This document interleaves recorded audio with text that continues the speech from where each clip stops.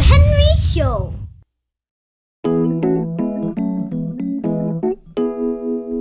Hello everyone, I'm your friend Henry. Happy New Year! I'm so excited because I am 8 years old. I can't wait to meet new friends and go to new classroom. Now our today's story is surprise! This is level 9 of the first book. The title is Green Island. Let's read the story together. Mr. Johnson took his class away for the week. They went to a big house called Sea Bay House. Miss May went too. The children were excited. Sea Bay House was near the sea and there were lots of interesting things to do. Everyone unloaded the bus. Some of these bags and cases are heavy, said Mr. Johnson. We're only here for a week. Miss May found a toothbrush. Whose toothbrush is this? She asked. Oh dear, said Biff. I think it's mine.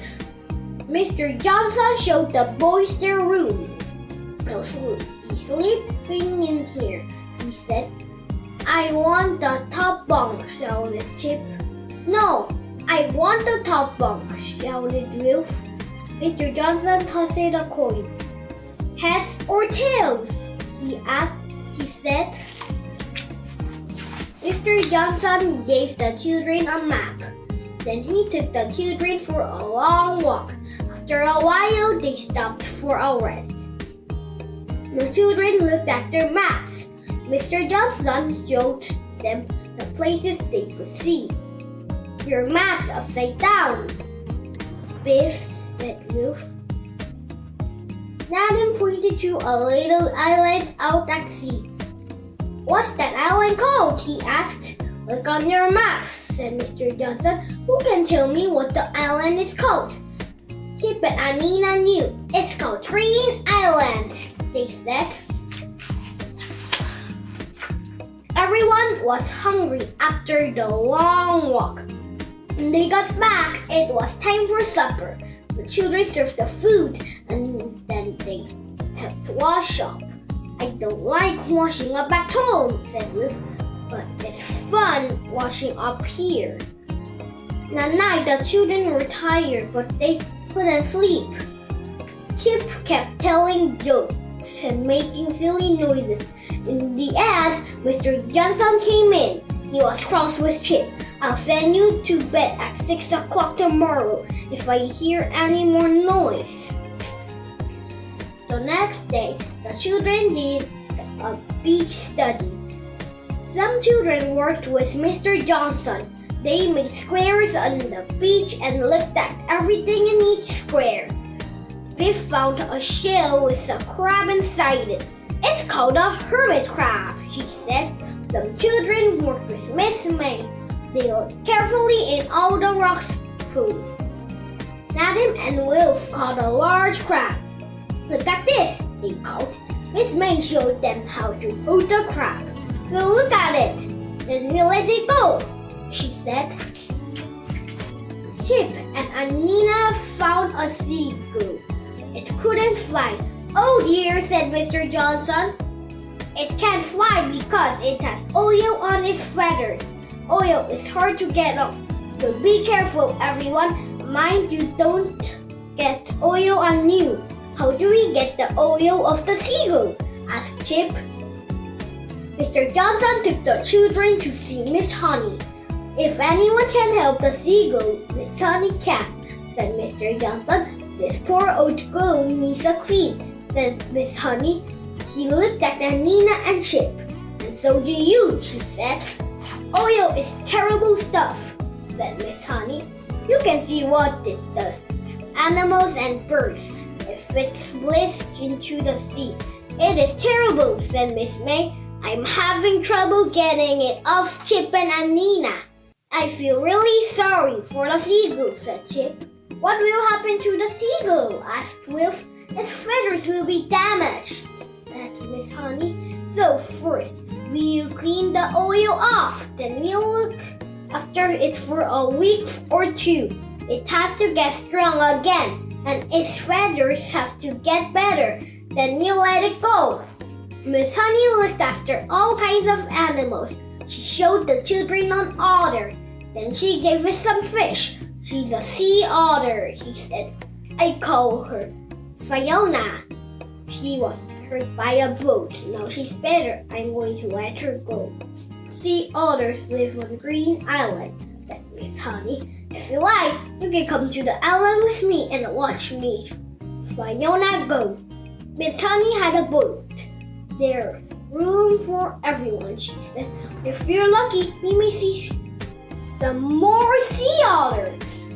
The children went across to Green Island in the boat. Miss Honey stopped a little way from the island. The children looked carefully. Suddenly, Anina pointed to some rocks. I can see another otter, she said. Look, everyone, there aren't many sea otters left, said Miss May. So that was a wonderful thing to see. Miss Honey let Fiona go. The otter dived into the sea and swam towards the rock.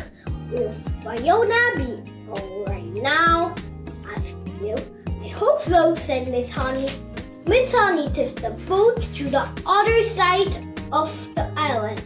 You can get out and explore, she said. If you keep quiet, you will see all kinds of interesting seabirds. The children jumped out of the boat and went to look around the island. The children saw a small cave. They ran to see it. I wonder if it has treasure in it, called Wolf. Maybe it's a secret tunnel, said Native. Maybe it leads to a secret computer base. But when they got to the cave, they found something else. In the cave were some drums. I don't like the look of this, said Miss Honey. These drums have been dumped on Green Island. They are full of toxic waste. Keep away from them, everyone, said Mr. Johnson. Why would anyone want to dump them here? Asked Biff. It's hard to get rid of toxic waste, said Miss May. It costs a lot of money to do it safely, so people dump it. You should tell the police, said Mr. Johnson. These drums can't stay here, said Miss Honey. They could do a lot of harm to the wildlife. Suddenly, Kipper and Wolf ran up to Mr. Johnson. There's a boat coming to the island, said Chip. There's 4 people in it. I don't like the sound of this, said Mr. Johnson. Keep out of sight, everyone, said Miss Honey. I want to see what these people are doing. The boat stopped at the island and 4 people got out. They lifted some drums out of the boat and began to carry them towards the cave. They're dumping more waste on the island, said Miss Honey. I want everyone to run back to my boat. Don't make a sound. I have an idea. The children did what Miss Honey told them.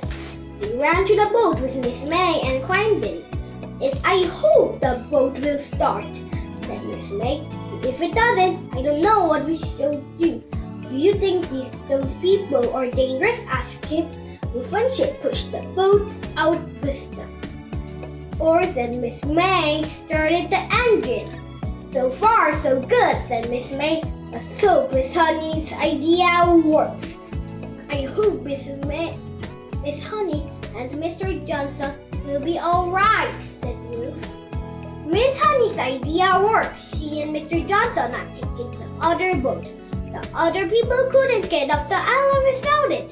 Hooray, shouted the children. They won't get off Green Island unless they swim all the way back. What are you doing with our boat? Shouted the man. Bring it back. I'll get the police to bring it back, shouted Miss Honey. You can tell them why you dumped toxic waste on Green Island. Grr, said the man. The police took the people off the island. Taking their boat was a brilliant idea, said Mr. Johnson. I'm glad we caught them, said Miss Honey. And I'm glad you were with me. I couldn't have taken their boat by myself. What an adventure, said Miss May. Look at those drums of toxic waste, said Wolf. I can't stick why people would dump them where they could so much harm. I'm glad the otters will be safe on the island now, said Anina. At the end of the week, there was a party. Miss May played her guitar and everyone sang songs. Miss Honey came. She told the children stories about some of the animals she had looked after. But you have the best story to tell, she said. It isn't every school trip that becomes famous. Photographer came. She made everyone stand in a group. Then she took a photograph. We're going to be in the newspaper, said Will. We're going to be famous. I've never been famous before, said Chip. I wonder what it feels like. The next day, the story of Green Island was in the newspaper. The children were excited. I'm going to buy 3 newspapers, said Chip. One for me, one for Mom and Dad, and one for Gran. Now I'm famous. I don't feel any difference, said Wolf. I'll see you soon. Goodbye.